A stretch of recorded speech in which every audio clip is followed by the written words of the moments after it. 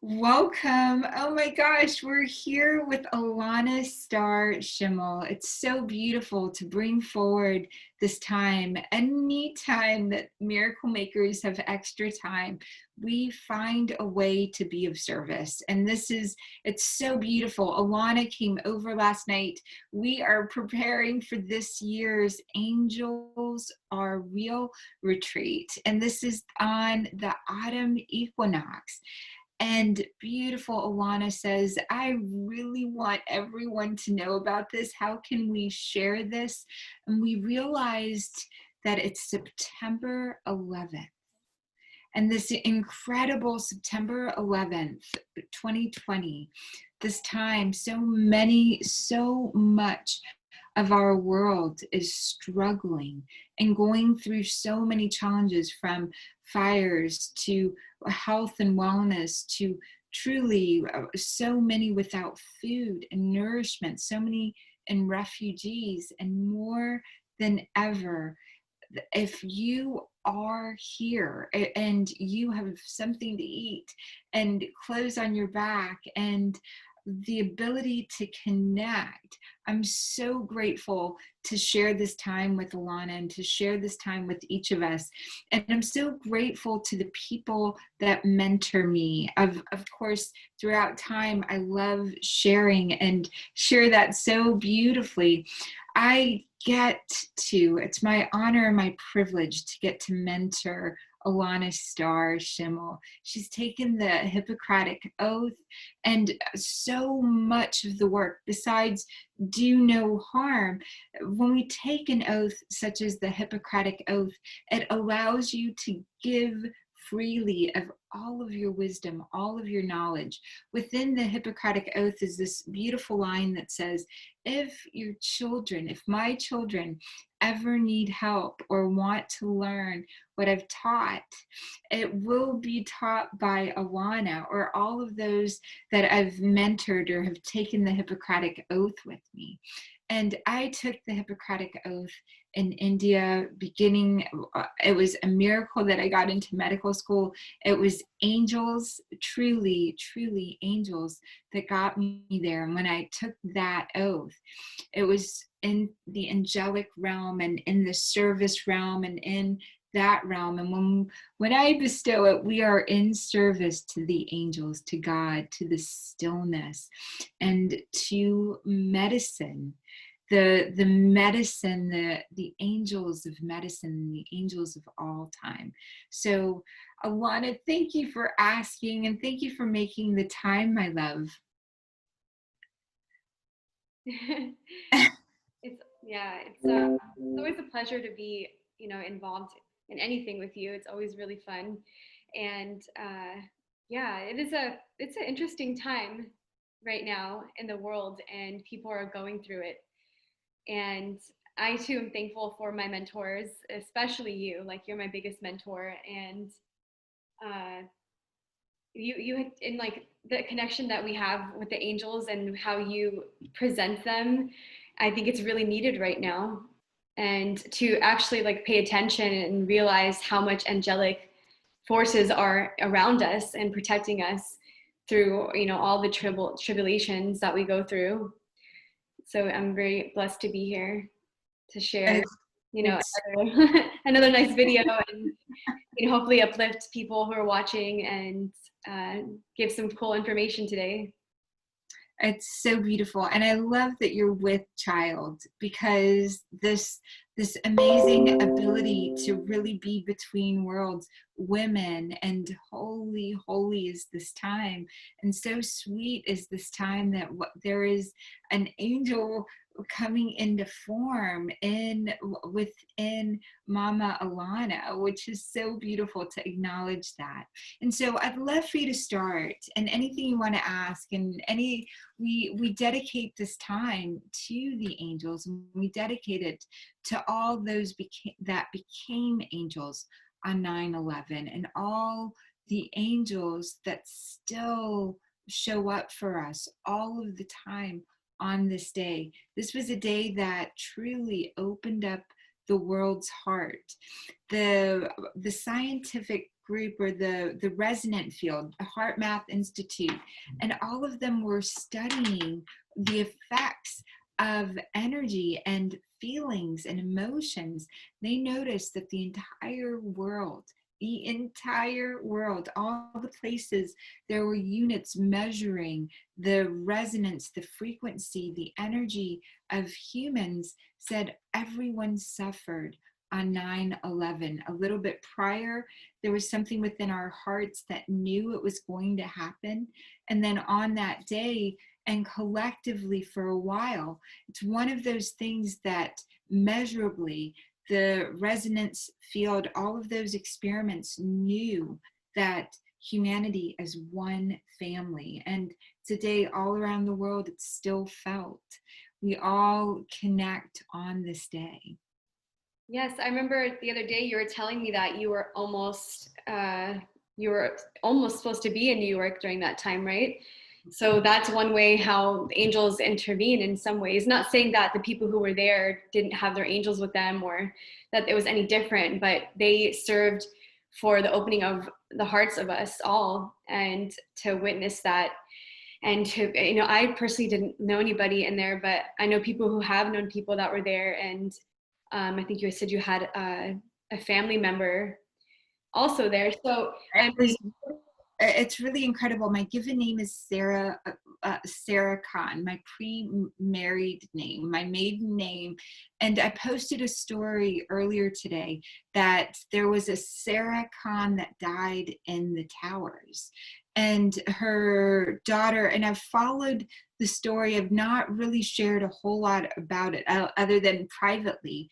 But Sarah Khan looked just like me. My parents received phone calls. My family home received phone calls on that day. It was pretty incredible to know that it's written the days that we pass.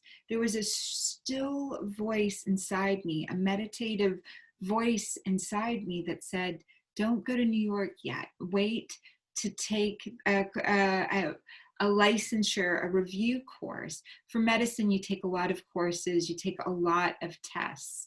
And I was supposed to be in the towers.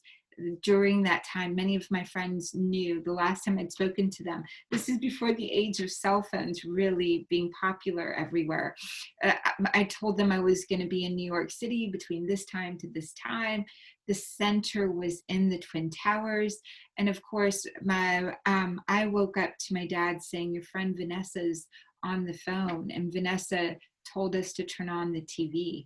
And we saw CNN News, what was happening in New York City, the towers, all of that.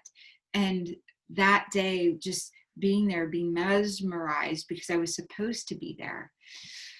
it was And a timeline shifted that day. that's when I began studying timelines in multiple dimensions. It was my doorway into that, to fully understanding. That's where it began. There was a Sarah Khan that died that day, and her family and all of that, my heart is with them. She looked just like me. They flashed a picture of her across the screen along with everyone else that was missing or known to be in the building. And so it was really freaky in multiple ways. And it was a guiding force that allowed me to listen deeply to that still voice within me, understanding that we live in a multiverse, multiple realities occurring at the same time. That incredible, that all of the science is with us now to show this, how our subjective realities, there's only one of you here, right? We hear gurus and sages and people say that all the time. There's only one of you here, and that's you. And that's how that exists, that multi-dimensional universe, the different timelines. I listened to that small, still voice. That small, still voice showed up for me because I was either in joy, in love, in service, or in the energy of connecting to the unseen world. And listening. It's been said that prayer is us speaking to God, right? And meditation is God or the universe speaking to us. And before 9/11, the universe, God, said, now is not the time to go. And even though I was unsure about it, I didn't go. And I didn't sign up then. And slowly afterwards, I felt a little bit bad. I felt like, oh my gosh, I should be there. I should be studying. I should be working harder. I have these big dreams. And I was very self-critical. And it was incredible that when 9/11 happened, I got and I fully understood on an energy level, on a spiritual level, I understood timelines and multiple dimensions, especially after seeing Sarah Khan on the screen. And then understanding that, right? Understanding the timelines and multiple dimensions in an energy world. I went on to go start studying that mentally, understanding it emotionally, and now physically in the world. There's so much science that shows those multiple dimensions, those different timelines, and that you can tap into stillness, you can tap into higher resonance and a higher frequency and have the greatest outcome. And it's really important for me to say Sarah Khan exists in the angel world, the one that passed away and transitioned. Her physical body is no longer in form, but she is an angel. And every 9/11, I feel her, connect with her. I thank her. And this year, especially, I found much of her family and images and more pictures. So it's posted in an earlier story on Dr. Sarah Larsen. That's beautiful. A woman on my friends list, her name is Karen Sarian. She posted that this yesterday, and I wanted to share it. It says that on this day, 19 years ago, 246 people went to sleep in preparation for their morning flights. 2,606 people went to sleep in preparation for work in the morning. 343 firefighters went to sleep in preparation for their morning shift. And 60 police officers went to sleep preparing for morning patrol. 8 paramedics for their morning shift, and none of them saw past 10 a.m. on September 11th. In one single moment, life may never be the same. So it's pretty crazy, to think the blink of an eye, something like that can happen, just like the fires. And, these experiences help us to realize just how precious life is. And they do crack open our hearts. And I think that in one interesting way that it's kind of sucks that we suffer to feel so much love, right? To feel that compassion, because the world is desperate for compassion right now. And I think that's why you feel so compelled to work with the angels and get the angels message out there, because you know angels are real. Angels are real, and we have people that write books about it all over the world, and many people have different views of how angels manifest in our lives. Some people actually see color and vision. Some people see them in photos, like you have caught them. There's many different ways that we see them, but part of today is to bring that loving energy of the angels, to give thanks that we have our life and gratitude, and to share our love and our compassion for those who lost their lives in 9/11, and to also bring forth the angel's message. To bring forth the angel's message. It's so incredible to be able to do that. I want to share a 7-minute video on this woman that was challenged. It was such an extraordinary story. It's on a local news station. It's a story called Angels with Us. It's a miracle. And this showed up for me today, and I want to make sure that I can share, because I think it can put into perspective this entire kingdom, this entire beautiful spiritual energy world that I've seen it since I was a kid. I tried to talk to my parents about it and to other people. My grandmother saw it as well and understood it. I've had my Auntie Irshad shared stories about the angelic world as well. That was one of the areas that we talked about when my grandfather passed away, when we saw each other when he passed. It's such an incredible thing. I just want to share this other story that can really help put into perspective things, especially for anyone that has lost a family member, and especially for those that are part of this 9/11 world. So, oh, you're looking at my Facebook right here. Let's see if I can find where this video is. Here we are, right here. This is the Angels with Us. It's a miracle. Reports of violence against women are all too familiar occurrences, often with tragic consequences. Well, you're about to meet a woman who experienced the terror of a deadly attack, but her story has a very different ending, thanks to a group of women who came to her rescue. Who were these fearless women? The answer will astonish you. Melanie Gable, a fifth-grade teacher in Colleyville, Texas, had been married less than 2 years when she became the victim of a random act of violence. On June 17th, 1995, my husband Mike and I were working in our yard. It was a normal sunny Saturday in our quiet town. But all that was about to change as Melanie left her home that day to do some power walking around her neighborhood. About a mile from here, I walked into a subdivision and I found a man sitting in his truck in the middle of a driveway, and he was parked sideways. And I just thought that was kind of odd. He looked at me and I kept walking, and I just thought something wasn't right. Maybe this guy is up to no good. For whatever reason, I made a mental note of his license plate. In spite of Melanie's suspicions, the man moved on, and she dismissed the whole event. So I realized, speaking to myself, oh, you were paranoid, it was nothing. You know, you always are too guarded. So I dropped my guard and I continued to walk. But Melanie's suspicions were real. The driver had traveled around the block to come up behind her, and she didn't realize he was there until it was too late. This loud engine was coming in my direction. I could hear it and I could almost feel it. I turned around and the front of the truck hit me full impact.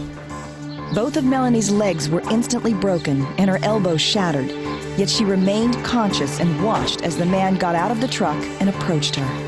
He was smiling, and I remember my first thought was, oh, it was an accident. He didn't mean to do that. But as he walked closer to me, I saw that his smile was a sick smile. And he was looking at me as if to say, oh, does it hurt? We struggled in the street, we fought. I was throwing as hard a swing as I could. And he continued to hold on to me, and he said, I'm not leaving you here, you're my evidence. As her attacker forced her into the truck, Melanie realized that this was probably her last chance for survival, but she was too weak to do anything but call out for help one last time. God help me now! At that moment, I screamed out, God help me now. And the entire neighborhood instantly ran towards the truck to help me. And I remember women more than anything else.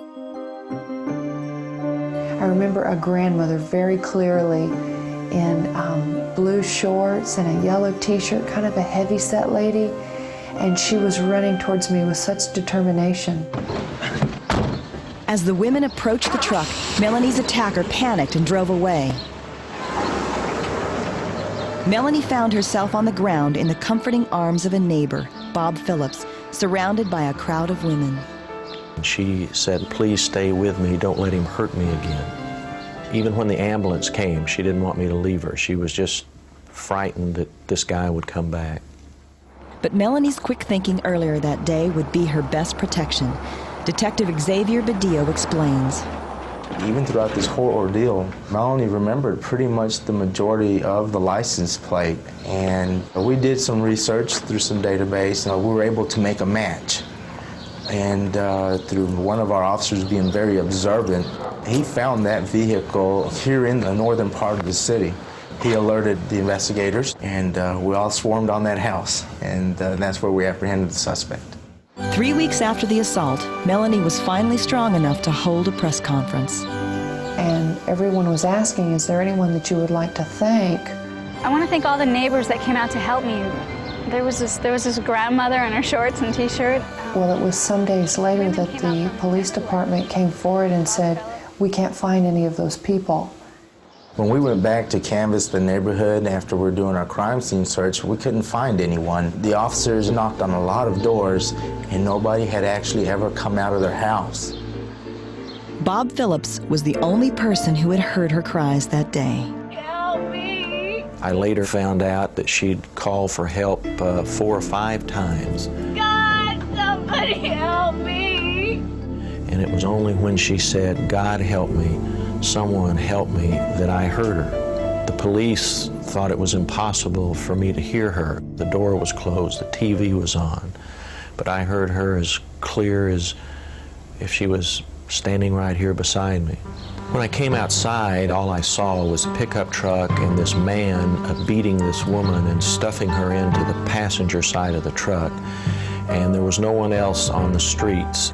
So I yelled and then sprinted over to where he was. Later, when Melanie heard Bob's story, she was astounded. But after many discussions with those closest to her, she came to her own conclusion. The women she'd seen that day must have been angels.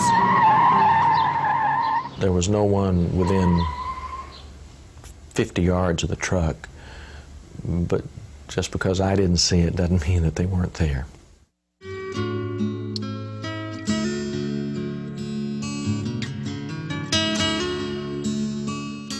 Melanie said she saw angels, and she saw angels, and I believe in miracles. If that's what she said she saw, then that's what it was. When I returned teaching, my children saw an interview on television where I said, I want to thank all the neighbors that came out to help me. There was this grandmother in her shorts and t-shirt. and one of the kids stood up and she had tears all over her face and she said, Miss Gable, that was my Nana. My Nana died a year ago. And right before she died, her last wish was, I just want to help somebody. And she loved my teachers. I know it was her.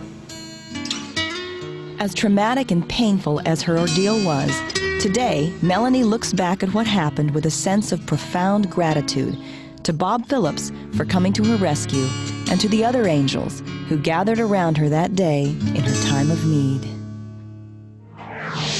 Oops. The man responsible for the attack on Melanie Gable pled guilty to aggravated assault with a deadly weapon and is currently serving a 50-year prison sentence. Isn't that incredible? And I want to give credit to the media.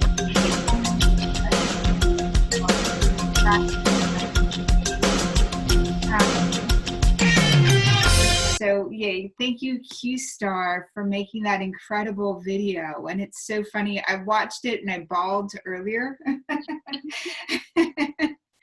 Because I know all of the, I get to see angels all of the time. I get to call them forth and ask them for help, and I get to experience this.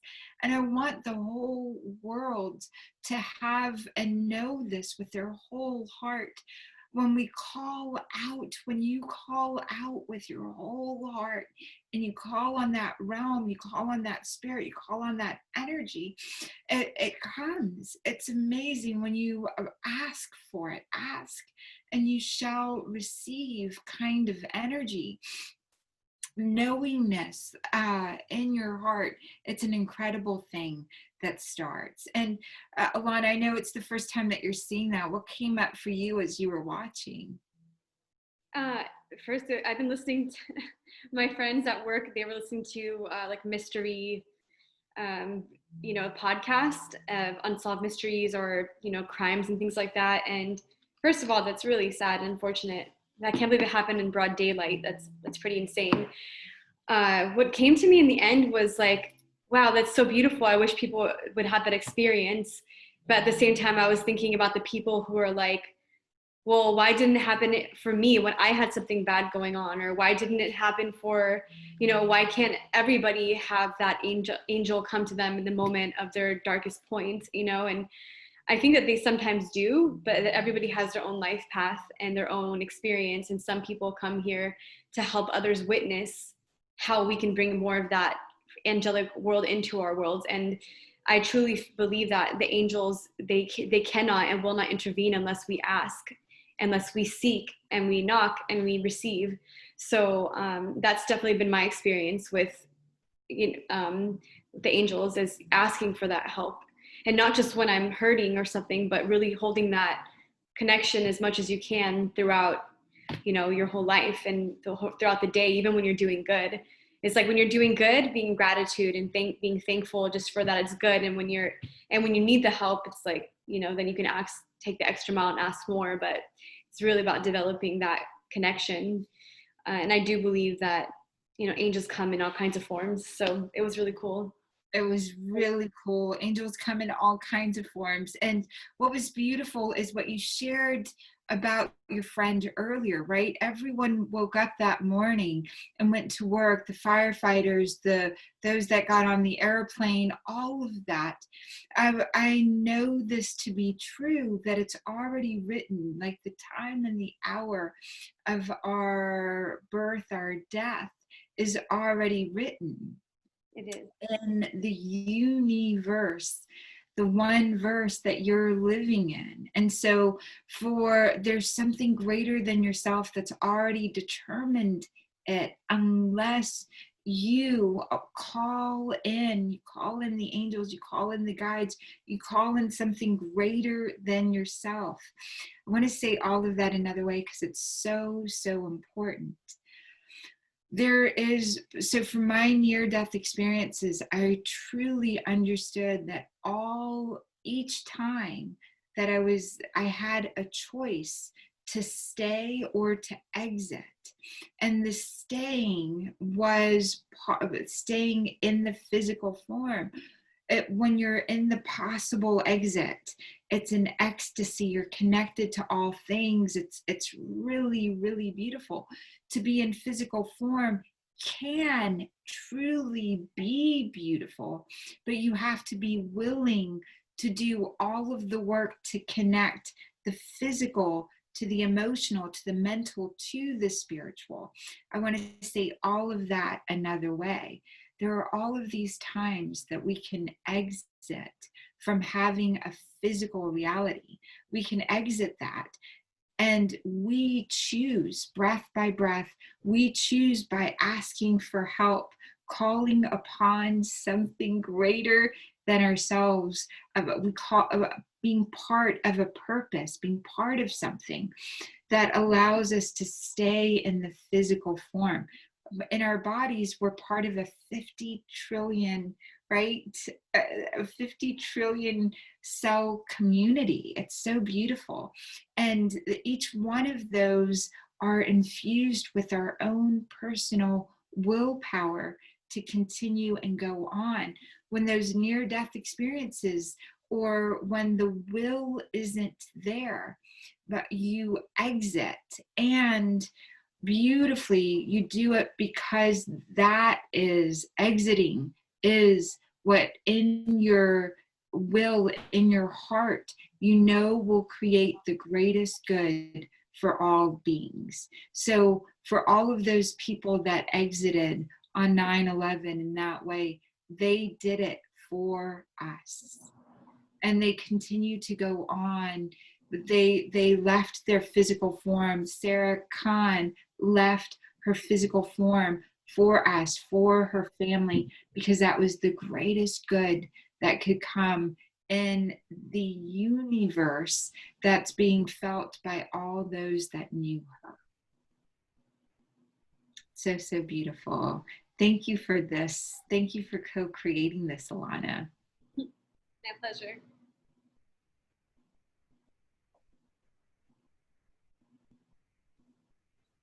I know we're going to